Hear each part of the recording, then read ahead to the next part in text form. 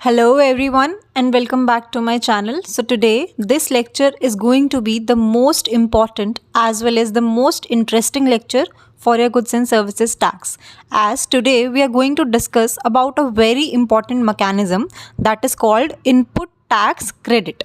So let us start with today's lecture. As you can see on the slide, first of all let's see what do you mean by ITC. ठीक है, सबसे पहले हम देखते हैं ITC का meaning क्या होता है. So it is a mechanism under GST where tax paid on the purchase that is called input tax is deducted from the tax collected on sales that is your output tax. और ये करते क्यों हम? In order to avoid double taxation. Basically जो tax आप liable हो pay करने के लिए या जो आपने पे किया है ऑन द परचेज वो क्रेडिट हो जाता है आपके पास, मिल जाता है आपको, और उसमें उसको आप किस लिए यूज़ कर सकते हो? To deduct the tax that you are liable to pay on sale. इसको एक तरह से और देखिए, it is a credit scheme in which the amount of GST paid by a registered supplier on the goods or services is credited to his account and subsequently deducted from the amount of the GST payable on the GST return. Basically, it means that the amount of credit he has received, जो amount उसको as credit मिला है उसके account में, वो credit किस चीज़ का मिला है? जो उसने पहले टैक्स पे किया था वही अमाउंट उसे एज क्रेडिट मिल गया है. अब वो उस अमाउंट को यूज़ करता है to reduce his tax liability, basically the tax he is liable to pay on the sales. ठीक है, तो जो उसे आउटपुट टैक्स पे करना है उसकी लाइबिलिटी कम हो जाती है with the help of credit he has received. All right, so let's understand this with the help of an example. So as you can see on the slide, we have this example here. Suppose a registered supplier purchases raw material worth 1 lakh rupees and the GST payable is 18%. ठीक है, 1 लाख रुपए का raw material खरीदा है पर supplier ने और उस पर GST एप्लीकेबल है 18%. All right, so the amount of GST paid will be 18,000 rupees and it will be credited to his account. जो हमने पहले पढ़ा है कि जो अमाउंट है वो उसे क्रेडिट के फॉर्म में मिल जाता है in his account. Then if he prepares finished product from it, जो उसने रॉ मटेरियल खरीदा था उससे उसने फिनिश्ड प्रोडक्ट प्रिपेयर करा है और फिर उसे सेल कर रहा है. तो वो उसने सेल करा है 1,50,000 का. ऑब्वियसली रॉ मटेरियल 1 लाख का था, उसने अपना प्रॉफिट जोड़ के उसे 1,50,000 में सेल कर रहा है वो. Then an amount of 27,000 will be charged. अब वो कैसे हुआ? 18% इस पर लगा है. अब इसको आप देखिए, इसमें आप देख सकते हो हमने दो स्टेजेस में डिवाइड कर दिया है इसे, स्टेज 1 स्टेज 2. तो first of all in stage 1 you have purchase the raw material of worth 1 lakh rupees, GST applicable हुआ 18%, दैट इज़ 18,000. ठीक है, देन स्टेज 2 में आपने वही फिनिश प्रोडक्ट बनाकर बेच दिया है. कितने का? 1.5 लाख रुपए का. अब इस पर जब आप 18% लगाओगे 1.5 लाख पे तो वो आएगा 27,000. तो आपका पूरा अमाउंट कितना बन जाता है? 1,77,000. ठीक है, अब यहाँ पर क्या चीज़ देखने वाली है कि यहाँ पर देखो आप, तो जो ये आपने 18,000 रुपये परचेज के टाइम पर जीएसटी पे किया है ये आपको वापस मिल गया in form of input tax credit. क्योंकि जब हम परचेज के टाइम पर कुछ टैक्स पे करते हैं उसको बोलते हैं इनपुट टैक्स. तो ये इनपुट टैक्स आपको क्रेडिट वापस मिल गया है. ठीक है, तो अब आपने 18,000 वापस ले लिए. उसके बाद यहाँ पर आपको इसी सेम प्रोडक्ट पे जब हमने से फिनिश प्रोडक्ट बना दिया उसे सेल कर रहे हैं, उसी पे हमारे पास दोबारा टैक्स लग रहा है, दैट इज़ 27,000. तो as a registered supplier you will say ना कि हमने पहले रॉ मटेरियल के टाइम पे ऑलरेडी 18,000 पे कर दिया है, तो अब हम जो डिफरेंस अमाउंट होगा सिर्फ उतना पे करेंगे क्योंकि क्रेडिट हमें मिल गया है तो हम उसे यूज़ करेंगे. तो 27,000 का जो ये अमाउंट आ रहा है उसमें से हम 18,000 माइनस करेंगे. 18,000 क्या है? हमारा ITC जो हमें मिला. तो कितना पे करेंगे इस टाइम पे हम? सिर्फ 9,000 रुपये. तो GST payable by a supplier at stage 2 will be 27,000 minus 18,000 and the answer will be 9,000. अब इसमें आप देखो आपने स्टेज 1 में कितना GST पे किया है? 18,000 and in stage 2 you have paid 9,000. तो आप देखोगे तो टोटल जो GST पेबल है गवर्नमेंट को वो अभी भी 27,000 ही है. जो आपका सेल के टाइम पर GST पेबल बना है टोटल 27,000, अभी भी गवर्नमेंट को उतना ही जा रहा है. बट फ़र्क क्या आया यहाँ पर कि जो हमने परचेज़ के टाइम पर GST ऑलरेडी पे कर दिया था उसका हमें क्रेडिट मिल गया और उसको हमने यूज़ कर लिया जब हमें सेल के टाइम पर GST पे करना था उसे माइनस करने में. जितना हमारे पास क्रेडिट था हमने उसे यूज़ कर लिया अपनी टैक्स लाइबिलिटी को कम करने के लिए. ठीक है, तो ये एक बेनिफिट है जो बिजनेसमैन को मिलता है कि अगर आप जो आपने परचेज़ किया उसे आप आगे बिजनेस में यूज़ करने वाले हो, रॉ मटेरियल को या कुछ भी प्रोडक्ट्स हैं उसे आप बिजनेस के लिए यूज़ करने वाले हो, तो उस पर आपको क्रेडिट मिल जाता है वापस, ताकि बेसिकली टू प्रमोट बिजनेसेस. ठीक है, तो ये आपका एक छोटा सा कॉन्सेप्ट है इनपुट टैक्स क्रेडिट का. इसमें 1-2 पॉइंट और रह गए, उन्हें देख लेते हैं. So as you can see on the slide वही चीज़ लिखी है जो हमने अभी डिस्कस करी है कि नाउ ही हैज़ टू पे only 9,000 at the time of filing of GST return under the ITC scheme. ठीक है, इनपुट टैक्स क्रेडिट के हिसाब से अब उसे सिर्फ 9,000 पे करना है at the time of filing of return, क्योंकि उसने ITC का यूज़ कर लिया है। ठीक है, therefore it avoids cascading of taxes and burden on the supplier. Cascading मतलब डबल टैक्सेशन, एक ही चीज़ पे बार बार उसे टैक्स पे करने की ज़रूरत नहीं है। ठीक है, now ITC is available on all the input goods, input services and capital goods used for the business by a taxable person. Basically inputs can be your raw material and input services advertising, courier services, ठीक है, ऐसी capital goods जो भी business के लिए use किया जा रहा है by a taxable person, उन सब पे आप अवेल कर सकते हो या क्लेम कर सकते हो इनपुट टैक्स क्रेडिट। ठीक है, जो भी चीज़ आप बिजनेस में अगर आगे फर्दर यूज़ करने के लिए खरीद रहे हो उसके लिए आप ITC क्लेम कर सकते हो।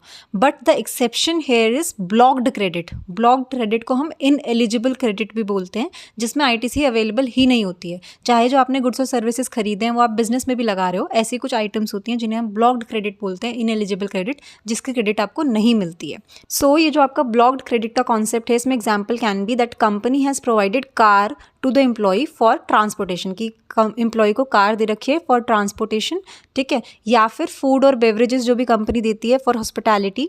ठीक है, and another example can be अगर अपने एम्प्लॉयज़ को मेंबरशिप क्लब की कोई किसी भी क्लब की मेंबरशिप दे रखी है, ठीक है, हेल्थ क्लब, जिम वगैरह किसी भी चीज़ की मेंबरशिप प्रोवाइड कर रखी है, तो इन सब चीज़ों पे आप ITC क्लेम नहीं कर सकते। ऑल्दो आप एम्प्लॉयज़ के लिए कर रहे हो, still you can't claim ITC, क्योंकि वो आपका पर्सनल एक्सपेंस में आ जाता है। ठीक है, so this is a concept of blocked credit. Now moving towards another important concept, that is eligibility and conditions for claiming ITC, कि कौन इंडिविजुअल एलिजिबल है to claim the ITC and क्या क्या हमारी कंडीशंस रहती हैं। So let's see, firstly we have the eligibility to avail the ITC। So a registered person can only take the credit. Every registered person shall be entitled to avail ITC provided he intends to use the goods or services for the business purpose, and ITC will be credited to the electronic credit ledger. Basically कोई भी registered person ही एक ITC claim कर सकता है, and that too condition applied है कि अगर वो आप ITC क्लेम कर रहे हो तो जो भी आपने गुड्स और सर्विसेज लिए हैं वो बिजनेस के लिए ही होने चाहिए। देन नेक्स्ट थिंग जो यहाँ पर मेंशन्ड है कि ITC जो है हम बोल रहे हैं ना बार बार कि इनपुट टैक्स जो है क्रेडिट हो जाता है, तो वो उस अकाउंट का नाम क्या है, ITC will be credited to your electronic credit ledger. तो बेसिकली जो हमारा GST का पोर्टल होता है ना, उस पर बहुत टाइप के अकाउंट्स होते हैं, उसमें से एक इलेक्ट्रॉनिक क्रेडिट लेजर नाम का अकाउंट होता है जो सिर्फ आपका ITC के लिए होता है। ठीक है, so that is your eligibility. Now coming towards the conditions for availing the credit. ठीक है, एक रजिस्टर्ड पर्सन अवेल कर सकता है, अब उसके लिए कंडीशंस क्या क्या हैं वो देखते हैं। सो ITC is available only if the first point we have receipt of goods or services. So ITC can be claimed only after the delivery of goods or services or both. If the goods are received in installments, exemption will be available only after the receipt of last installment. Basically यहाँ पर कहा क्या जा रहा है कि ITC आप तभी क्लेम कर सकते हो जब जो गुड्स और सर्विसेज हैं, या तो आप गुड्स में डील कर रहे हो सर्विसेज में, या फिर दोनों में, तो जब आपको डिलीवर हो जाए वो चीज़ उसके बाद ही आप क्लेम कर सकते हो ITC। ठीक है, तो आपने परचेज तो कर लिया, जब तक वो रिसीव नहीं किया आपने तब तक आप क्लेम नहीं कर सकते। देन सेकेंडली, अगर गुड्स आपने रिसीव करे, इंस्टॉलमेंट्स में आ रहे हैं आपके पास गुड, तो जब आपके पास आखिरी इंस्टॉलमेंट आ जाएगी, बेसिकली सारे गुड्स या सर्विस आपने रिसीव कर लिए हैं, उसके बाद ही आप ITC क्लेम कर सकते हो। ठीक है, secondly, documents related to the tax paid, it is a very important point. So the recipient must have all the necessary documents which can be invoice, debit note, bill of entry, etc. related to the GST paid in order to avail the facility of ITC. The document should contain at least the following details. So ये हम बाद में देखेंगे। सब first of all जो recipient है, जो receive कर रहा है गुड्स, उसके पास सारे इंपॉर्टेंट डॉक्यूमेंट्स होने चाहिए, जैसे कि invoice, debit note, bill of entry, ये सारे इंपॉर्टेंट डॉक्यूमेंट्स होते हैं। तो ऑब्वियसली आपको प्रूफ दिखाना पड़ेगा कि आपने ये सारे डॉक्यूमेंट्स हैं आपके पास, आपने कुछ GST पे किया है, तभी आप उसे क्रेडिट आप उसका मांग रहे हो। ठीक है, देन अब इस डॉक्यूमेंट्स में कुछ डिटेल्स हैं जो कि बहुत ज़रूरी हैं होनी, उन्हें देखते हैं। So the document should have the following particulars, ये सब चीज़ें होनी चाहिए उन डॉक्यूमेंट्स के अंदर। सबसे पहले क्या मेंशन होना चाहिए, अमाउंट ऑफ टैक्स चार्ज्ड, कितना टैक्स चार्ज किया गया है। Then description of the goods और सर्विसेज, ठीक है, डिटेलिंग होनी चाहिए। Thirdly, total value of the supply of goods और services. Then GSTIN of the supplier and the recipient. Then lastly, place of supply in case of interstate supply, अगर हमारा जो supply हुआ है वो इंटरस्टेट हुआ है तो प्लेस ऑफ सप्लाई भी मेंशन्ड होना चाहिए उस पर। तो ये 5 डिटेल्स ऐसी हैं जो आपके डॉक्यूमेंट्स पे मेंशन्ड होनी ही चाहिए। ऑल राइट, यहाँ पर जो आपका GSTIN मेंशन्ड है that is goods and services tax identification number. ठीक है, ये 15 डिजिट यूनिक नंबर होता है जो कि टैक्स पेयर्स को दिया जाता है। ठीक है, तो ये 5 डिटेल आपकी मेंशन्ड होनी चाहिए आपके डॉक्यूमेंट्स में। Then third condition is payment of tax. So in order to avail the ITC, the trader or the service provider from whom the goods or services have been received, it is also necessary that the amount of GST received by that supplier has been deposited to the government along with his return। तो basically यहाँ पर क्या कहा जा रहा है कि जिस चीज़ के लिए आप ITC क्लेम कर रहे हो, जिसको आपने GST की पेमेंट करी है, उसने भी ये अपने रिटर्न में वो शो करा हो। ये इंपॉर्टेंट है। कैसे कि देखो आप क्या लिखा है यहाँ पर, in order to get the ITC on, अब आपको ITC किस चीज़ पर मिल रहा है, जो आपने चीज़ खरीदी है। ठीक है, तो आपने जिस ट्रेडर से या सर्विस प्रोवाइडर से वो आइटम खरीदी है, ये भी ज़रूरी है कि उसने भी वो पेमेंट जो आपने टैक्स पेमेंट करी है वो डिपॉजिट किया है गवर्नमेंट को अलॉन्ग विद हिज रिटर्न। उसने भी वहाँ दिखाया है कि उसे टैक्स रिसीव हुआ है, तभी आप उसके ITC क्लेम कर सकते हो। All right, then the next condition we have claim of depreciation on the input tax. So it says where the registered person has claimed depreciation on the tax component of the cost of capital goods or plant and machinery, then the input tax credit will not be available on it. Basically अगर आपने जो अपना capital goods खरीदे हैं या फिर plant and machinery लिए, उसके कॉस्ट कंपोनेंट पे आपने डेप्रिसिएशन क्लेम कर लिया अगर, ठीक है, पता ही है आप लोगों को कैपिटल गुड्स पे हम डेप्रिसिएशन क्लेम कर सकते हैं। तो अगर एक रजिस्टर्ड पर्सन ने डेप्रिसिएशन क्लेम कर लिया है तो उसकी आपको ITC नहीं मिलती है। So if you have claim the depreciation, ITC will be not available. So now moving towards the next condition we have tax return. So it says that input tax credit will be available only on the submission of the tax return. This facility will not be available if the tax return is not submitted. Basically जब आपने अपनी GST की return submit कर दिए है तभी आप ITC claim कर सकते हो। ये फैसिलिटी आपको नहीं मिलेगी अगर आपने टैक्स रिटर्न सबमिट नहीं किया है। ठीक है, सिंपल सा कॉन्सेप्ट है। Then next condition we have payment will not be made in cash और चेक। ठीक है, हम ये बार बार कह रहे हैं कि आपने जो टैक्स पे किया है वो आपको वापस मिल जाता है।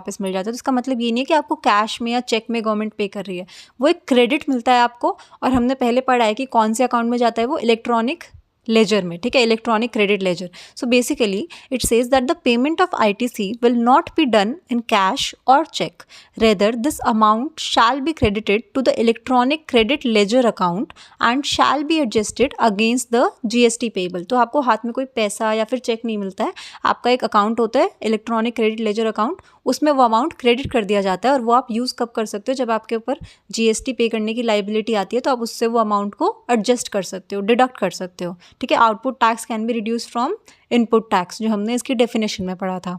नाउ द नेक्स्ट कंडीशन, और you can say the last condition we have the time limit for availing the ITC। अब ऐसा नहीं है कि आप कभी भी अपनी ITC क्लेम कर सकते हो कि आपने गुड्स खरीदे उसके आप बहुत टाइम बाद आ रहे हो कि अब मुझे ITC क्लेम करनी है, तो there is a time limit for that. So let's see. So ITC can be claimed और availed only up to a date whichever is earlier of the two. तो यहाँ पर हमारे पास 2 डेट्स मेंशन्ड है, दोनों में से जो भी पहले होगी वो आपकी maximum up to the date है जब तक आपको ITC क्लेम कर लेनी है, उसके बाद आप नहीं कर सकते। So firstly we have the date of submission of return for the month of September in the next following financial year relating to the date of issue of invoice or the debit note. So first of all we will take the date for the next financial year at the month of September। ठीक है, तो हम सितंबर की date लेंगे next financial year की, first of all relating to the date of issue of invoice. ठीक है, then secondly we will look forward to the date of actual return for the financial year relating to the issue of invoice और debit note. Basically जो आपकी actual date है जब आपने annual return file किए for the financial year. ठीक है, तो ये 2 डेट्स हमने कंसिडर करनी होती हैं।